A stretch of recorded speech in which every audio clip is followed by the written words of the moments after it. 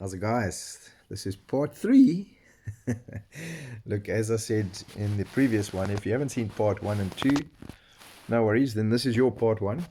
It's just a bit of a journey. I'm breaking it into bits because I realize uploading a 35, 40-minute video is probably a waste of time. I'd rather do it in sort of 10-minute slots. Um, and so, where I left off on part two was explaining that through this journey of self gratification and selfishness and self centeredness and self pursuits and whatever it was, just selfishness, blatant, brutal selfishness, I started getting this question or getting hit by this question over and over and over again that was hitting me right here saying, why does everybody, including myself, have an opinion on who Jesus is?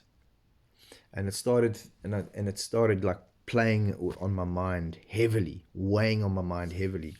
And then I started at that point in my life, I was also started to go through some really bad trips. As I explained, I'd been doing LSD and I started experiencing some really bad trips where I would see demonic things and I would see, and it would just be like, whoa. And even anyway, that's just by the by.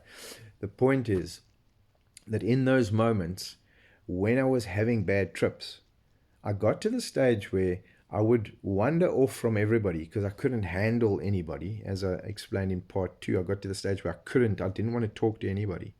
In fact, if someone asked me a question, I would be going, my core response inside would be, what do they want from me? That's all I was trying to figure out. What do they want from me? And so when I'd answer very cautiously and with as sort of as brief as and non-committal, non-disclosing as possible. I would try and just trying to end the conversation. And I would also answer in such a way that I'd make sure nobody else could hear. So if there were other people sitting, then I couldn't answer the question. I'd have to pull that person aside and sort of say, like, what do you want? What do you want?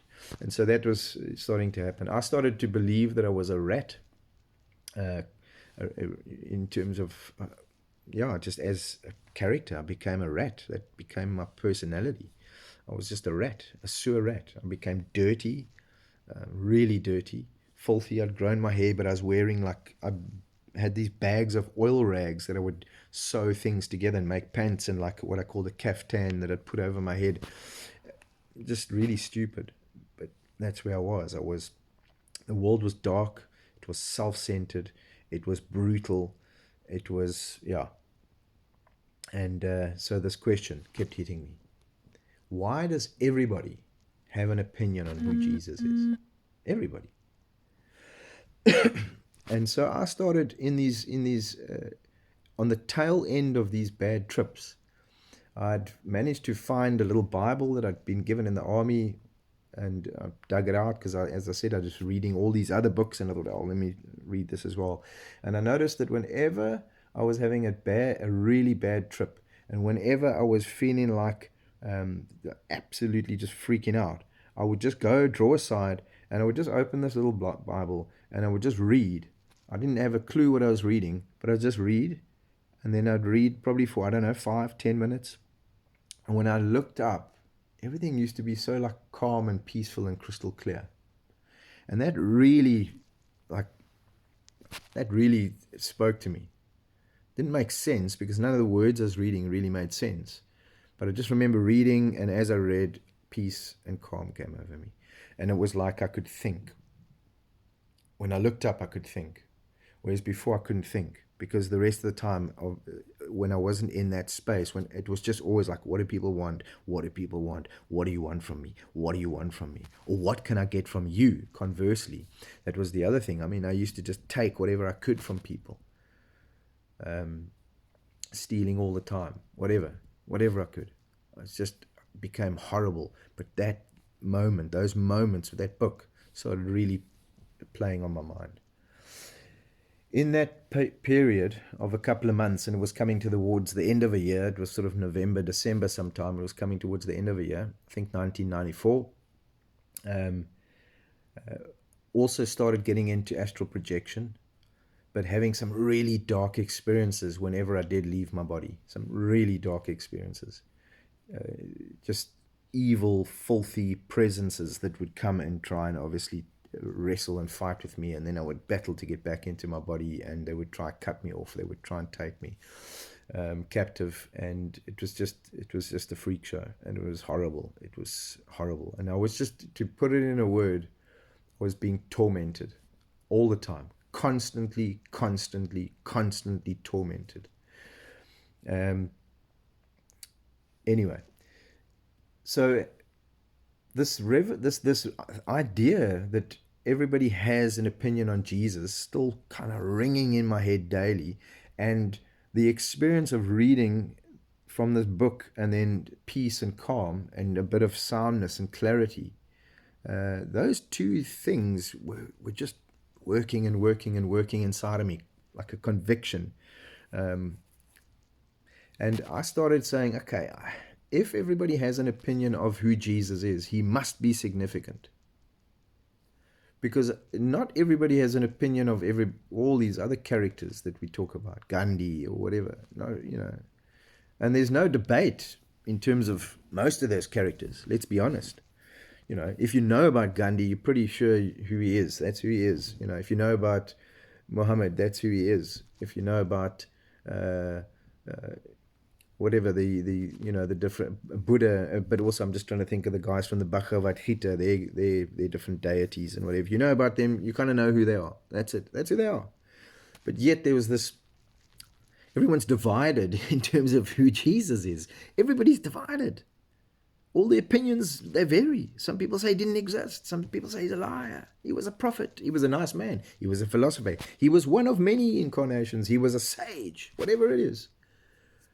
So there's all these different opinions. And so I was going like, then I need to know who he is. But for some reason, and I think it's because when I was on that journey, you start experiencing spiritual things like astral travel and that kind of thing. You're starting to experience spiritual things. You start to be more willing to accept a spiritual dimension, and you start to be more willing to try and engage with the spiritual dimension than you would be if you hadn't become aware of those things. And so I did start sitting there going, I want to know who this Jesus is. I want to know who he is. So we'd planned a mountain hike, 3 of us. We were going to get up really early in the morning. One of the guys his mom was going to drive us to Hart Bay, and we were going to hike up from the back of Hart Bay through Orange Kloof into the mountains and just do some drugs, and they wanted to do some rituals, and I didn't want to do rituals. I was like, the more we were engaging in that kind of thing, the darker and the more tormented I was becoming. So I didn't want to do those kind of things. I just wanted to know the truth. I wanted to know what the heck was going on. What is actually going on? What's behind all of this? How does it work? Who is who, and what's going on? And what do they want from me? That was the thing. What do they want from me? And so I sat there that night. The night before the hike, I was anxious. I was being tormented again. I'd had a moment where if I remember correctly, I'd had a moment where I'd slipped out of my body as well, because that started happening quite frequently, where I'd fall out of my body and then I'd try to scramble back in, and all these things would happen. These supernatural things would be happening, and I'd be trying to get back in my body and freaking out. And so I was a bit anxious about this hike and what was going to happen. And I wasn't too sure what they wanted from me, these two guys. What do they want from me? Why do they want to hike with me? What do they want from me? That was it. It was just plaguing me the whole time. And I don't want to know anything else. And this is what I got to that night. I said, I don't want to know anything else. I just want to know who God is. Because if there is a God, surely he can reveal himself to me. I mean, surely. Don't we all think that sometimes? Sometimes maybe in arrogance we go, well, if there's a God, why doesn't he manifest himself before me? Some of us go, well, if there's a God, surely he can help me. So I was in that place where I was so broken and tormented. I sat there on my bed. The night before the hike, I sat there on my bed. And I closed my eyes. And I literally was floating I felt like I was floating in this void.